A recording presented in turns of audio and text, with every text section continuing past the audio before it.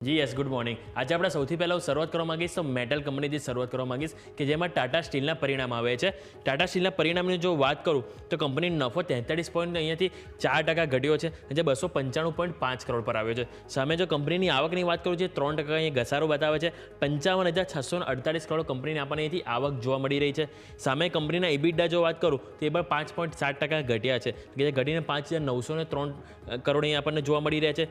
સામે માર્જિનની વાત કરું તો માર્જિન પણ 30 બેઝિસ પોઈન્ટ ઘટ્યા છે, એટલે 11.3% હતા એ ઘટીને આપણને 11% જોવા મળી રહ્યા છે। હવે એક્સેપ્શનલ લોસ કંપનીનો જોઈએ તો 334 કરોડ હતો, જે ઘટીને 126 કરોડ આવે છે। પરંતુ ઓવરઓલ જે નંબર આવ્યા છે એ ભલે ઘટાડો આપણને આવ્યો છે, પરંતુ જે અનુમાન હતું એનાથી ક્યાંક ને ક્યાંક આપણને થોડાક સારા જોવા મળી રહ્યા છે, એટલે ટાટા સ્ટીલ રેડાર પર રાખીશું। સામે જો નજર કરીશું તો કોલ ઇન્ડિયા ઉપર, તો કોલ ઇન્ડિયાના જે પરિણામ આવે છે, કંપની નફો 17.5% ઘટ્યો છે, ઘટીને 8,491 કરોડ જોવા મળી રહ્યો છે। સામે કંપનીની જો આવકની વાત કરું તો એમાં માત્ર 1%નો ઘટાડો જોવા મળ્યો છે, જે આપણને 36,154 કરોડથી ઘટીને 35,780 કરોડ જોવા મળી રહી છે। ઇબિડા 5% ઘટી રહ્યા છે, જે 12,317 કરોડ જોવા મળે છે। કંપનીના માર્જિન વાત કરું તો 35.9%થી 150 બેઝિસ પોઈન્ટ ઘટ્યા છે, જે 34.4%। આ કંપનીના માર્જિન છે થોડાક વધારે એથી ઘસારો બતાવી રહ્યા છે, પરંતુ સામે જે કંપનીની જે આવક નફો છે એ અહીંયા પણ એવું છે કે જે અનુમાન હતું સ્ટ્રીટ એક્સપેક્ટેશન એના કરતાં તો થોડાક અહીંયાથી સારા જોવા મળી રહ્યા છે। નેક્સ્ટ આપણે વાત કરીશું તો કાઇનેસ્ટ ટેકનોલોજી, આમાં કંપનીના પરિણામ ઘણા સારા જોવા મળી રહ્યા છે। કંપની નફો સારો વધ્યો છે, 47% ગ્રોથ કરીને 66 કરોડ કંપનીનો નફો આવ્યો છે। કંપનીની આવકની વાત કરું તો આવક પણ સામું કંપનીએ સારી અર્નિંગ બતાવી છે, ઓલમોસ્ટ 30% વધીને 661 કરોડ કંપનીની આવક વધી છે। કંપનીના ઇબિડા એટલે કે ઓપરેશન નંબરની વાત કરું તો ઓપરેશન નંબરમાં પણ 34.6%નો વધારો જોવા મળે છે, 94 કરોડ આવે છે। કંપનીના માર્જિન જે 17.7% હતા એમાં પણ ઓલમોસ્ટ 50 બેઝિસ પોઈન્ટ વધારો થયો છે અને 14.2% જોવા મળે છે, એટલે કે કંપનીના માર્જિન, ઓપરેટિંગ નંબર સામે કંપનીના ટોપ લાઇન બોટમ લાઇન દરેકમાં કંપનીએ સારું એવું પરફોર્મ કર્યું છે કાઇનેસ્ટ ટેકનોલોજીએ। બીજો બેંક વાઇઝ આપણે શરૂઆત પહેલાં હું ફેડરલ બેંકથી કરવા માંગીશ, તો ફેડરલ બેંકના જે પરિણામ આવે છે ત્રીજા ત્રિમાસિકના, એમાં કંપનીનો નફો 5.1% ઘટ્યો છે, જે રૂપિયા 955 કરોડ આવ્યો છે। કંપનીની વ્યાજની આવક 14.5% વધી છે અહીંયા, એટલે કે વ્યાજની આવક વધી છે, જે આપણને 2,431 કરોડ જોવા મળી છે। સામે કંપનીના પ્રોવિઝન વાત કરું તો પ્રોવિઝન ઘણા ખાસા એવા વધ્યા છે, જે થોડુંક નિરાશાજનક છે, 91 કરોડથી વધીને ઓલમોસ્ટ 292 કરોડ કંપનીની અહીંયા પ્રોવિઝન પહોંચી છે।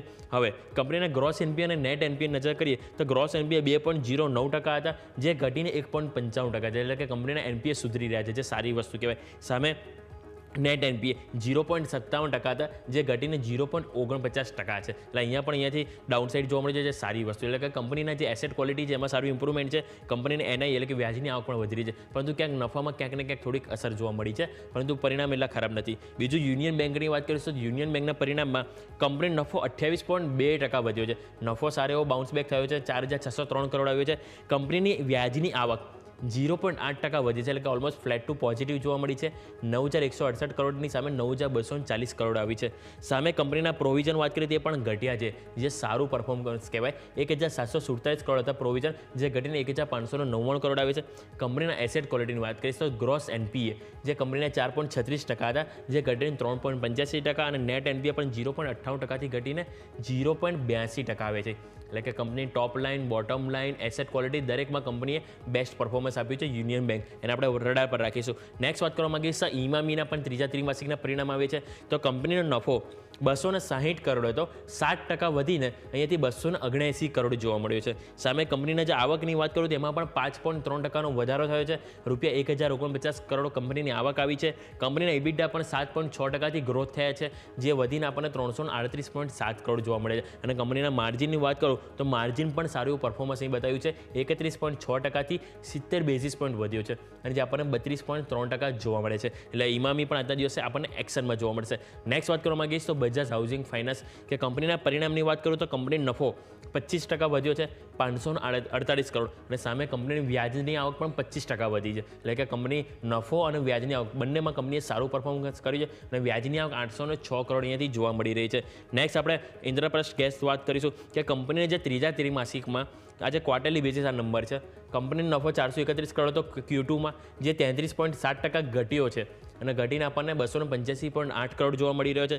કંપનીની આવક આવક 1.7% વધી છે, એટલે એમાં થોડું કોન્ટ્રા જોવા મળ્યું છે. અને જે આપણને 3,759 કરોડ કંપનીની આવક આવી છે, સામે કંપનીના EBITDA વાત કરું તો એમાં ઘસારો જોવા મળ્યો છે ખાસ એવો, ઓલમોસ્ટ 32% ઘસાઈને એથી 363 કરોડ કંપનીના ઓપરેટિંગ નંબર જોવા મળી રહ્યા છે. અને માર્જિનમાં પણ બહુ મોટો ઘસારો જોવા મળ્યો છે કે જે 14.5% હતા Q2માં, એ માર્જિન ઘટીને આપણને 9.7% પર જોવા મળી રહ્યા છે. એટલે કે ઓવરઓલ અહીંથી નંબર ખરાબ જોવા મળી રહ્યા છે. સામે હું લાસ્ટ સ્ટોકની વાત કરવા માંગીશ તો છે આઝાદ એન્જિનિયરિંગ, કે આમાં એક સમાચાર આવ્યા છે કે કંપનીએ ભારત હેવી ઇલેક્ટ્રોનિક્સ લિમિટેડ એટલે કે બેલ તરફથી અહીંયાથી કંપનીને ઓર્ડર મળ્યો છે. હવે ઓર્ડર શેના માટે છે તો સુપર ક્રિટિકલ ટર્બાઇન હોય છે, એના માટે જે એડવાન્સ અને હાઈ કોમ્પ્લેક્સિટી જે રોટેટિંગ એરફોઇલ હોય છે એના સપ્લાય માટે અહીંયાથી કંપનીને ઓર્ડર મળ્યો છે. એટલે આઝાદ એન્જિનિયરિંગમાં પણ આપણને અહીંયાથી ઓર્ડર સ્પેસિફિક એક્શન જોવા મળશે. આ વાત છે સ્ટોક સ્પેસિફિક. પરંતુ હવે આજે શું ખાસ છે કે જેના કારણે માર્કેટ વધારે થોડું રંગમંચ જોવા મળી શકે એની ઉપર નજર કરીએ તો સ્વાભાવિક છે એક તો આજે મંગળવાર એટલે કે આજે સેન્સેક્સની મંથલી એક્સપાયરી છે, એટલે સ્વાભાવિક છે કે આખા મહિનાનું સેટલમેન્ટ થતું જોવા મળશે. એટલે આજે આપણને સેન્સેક્સમાં પણ મોટો ઉથલપાથલ જોવા મળી શકે. નિફ્ટીની 2 કંપનીના પરિણામ આવવાના છે ત્રીજા ત્રિમાસિકના, એક બજાજ ઓટો અને બીજું છે સિપ્લા, કે જેની ઉપર આજે આપણને રિઝલ્ટ પ્રી એક્શન જોવા મળી શકે છે. નેક્સ્ટ વાયદા બજારની ઘણી બધી કંપની છે કે જેને પરિણામ આવવાના છે. તો સૌથી પહેલાં Bharat heavy electronics limited, boss, CG power, Colgate, GMR airport, IOC, JSW energy, MGL, SBI card, TVS motors અને મહિન્દ્રા ફાઇનાન્શિયલ. આ દરેક કંપની છે કે જે વાયદા બજારમાં કારોબાર કરી છે કે જેના આજે ત્રીજા ત્રિમાસિકના પરિણામ આવવાના છે, એટલે કે એમાં પણ આજે આપણને મોટી એક્શન જોવા મળશે. હવે ડિવિડન્ડ સ્પેસિફિક વાત કરું તો આજે એક વિપ્રો અને જેન્સર ટેકનોલોજી આ બંનેની ડિવિડન્ડની એક્સ ડેટ છે, એટલે એમાં પણ આજે આપણને એક એક્શન જોવા મળવાની છે. એટલે ઓવરઓલ આપણે આજે વાત થઈ કે જેના કારણે આપણને આજે મોટી એક્શન જોવા મળવાની છે. પરંતુ હવે આપણે જેમ હેડલાઇનમાં પણ મેન્શન કર્યું કે આજે કે RBI દ્વારા લિક્વિડિટી અહીંયાથી ઠાલવવામાં આવવાની છે, એટલે કે બેન્કો આજે મોટી એક્શનમાં જોવા મળી શકે કે કુલ 1.5 લાખ અહીંયાથી નાખવાની તૈયારી કરી રહ્યા છે RBI, કે જેના કારણે કુલ 3 ચરણોમાં તેઓથી ફંડ એડ કરશે અને જેમાં તેઓ VRR અને $રૂપિયા સ્વેપ ઓપ્શન દ્વારા અહીંયાથી તેઓ આ લિક્વિડિટી અહીંયાથી વધારવાની તૈયારી કરી રહ્યા છે. એટલે કે આજે સ્ટોક સ્પેસિફિક અને સાથે સાથે દરેક બેન્કોના સ્ટોક છે કે જે આજે રડાર પર રહેશે. Over to yes.